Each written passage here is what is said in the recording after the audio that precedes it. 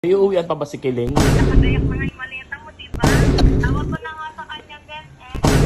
Tawag SK. Lagot ka. Ate Mitch? Hindi naman to naka-video, no? Pero may uuwian pa ba si Kiling? Kagabi muntik nang wala.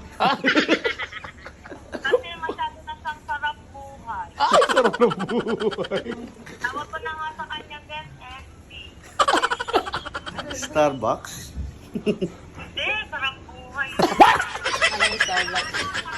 Isa pang tawag SM. Ano yan?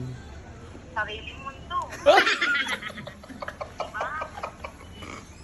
Yaman. Magpapaalam ka pa, di mo naman ako susundin.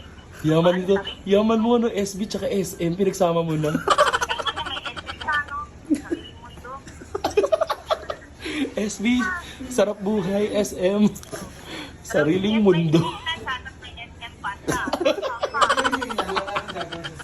Kawawa ka, no?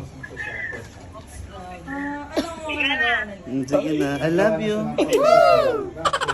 Pero kung ikaw yung... Puro tiga pen. Ate Mitch, parang hindi niya deserve pa uwiin. Hindi naman. Siyempre, priority pa rin kita. Nakadayak na nga yung maleta mo, di ba? Ito naman, aga mo naman akong papuntahin sa ibang bansa. Ay, hindi. Uuwi ka sa Walang visa, walang passport, walang schedule. Nakamaleta agad. Sige na.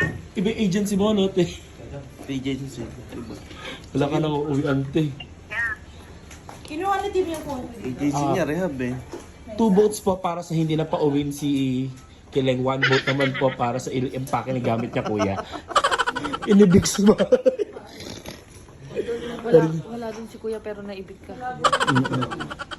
Pero Kasi gagawin gusto mo. ni Baby Mick, mas may tiwala siya kasama si pare. Kagabi, hindi ko na makasama si pare. Ayan. Sino makasama Kaya kagabi? nagalit. Sino? Si Uncle, si Papa M. Sino pa? Ano naman si Uncle. Oh. Gamit si Jetlag, no? Gamit. Nag-park sa may gasolinahan Petron sa may bypass. Ginawa daw eh. Di ba, ang stand mo dito? Dito ginawa. Ngayon, hinahanap yung stand. Natumba ngayon siya. Ito ba si Jetlang? Nahanap ni Uncle sa kanan yung yung stand ni Jetling. Bigyan naman Japan. Ayun. Hindi naman nagka-dimple. Si Uncle lang nagka-dimple. Si Uncle lang may damage. May damage siya matagal na. Alam mo yung mukha ni Uncle nung nakaraan, di ba dalawa na lang ngipin niya sa... Lahat. Oo. Dalawa na lang ngipin niya, di ba namagay yung mukha niya. Ayun, na-damage pa ulit ngayon. Grabe ka na-damage yung dadaanan ng person. Masaya namin sa iyo, Tami. Uuwian ka pa. Sana all. Ano ko na to? Fourth chance? Diba second chance lang? Oo. Sige rin fourth chance. Tapos, kagabi nung umuwi siya na madaling araw pala. Magkaroon tayo ng botohan. Ako po hindi na ako papayag sa 5th chance. Diyos ko, Kiling. Tiga mo, Ganito na lang. Hindi na magkakaroon ng fifth chance dahil ayaw lumayas si Kiling, yung pamilya na ang lalayas. Di pamilya lang mag-aayos sa'yo. Oo, yun ang ano niya sa akin kagabi. Isa na, kayo lang sila lang aalis. Oo, ay mo lumayas. Kaming lalayas ang mga anak mo. Hindi na pa ganun ka. Napakaganda ko. Bigla ako napahilik. Ayun, tumahimik. Kasi gagawin pa siya. Nakalak yung gate nila, nakalak yung pinto. Ang hindi daw alam ni Baby Mick, may sarili siyang susi. Nagpa-duplicate ako ng siyam.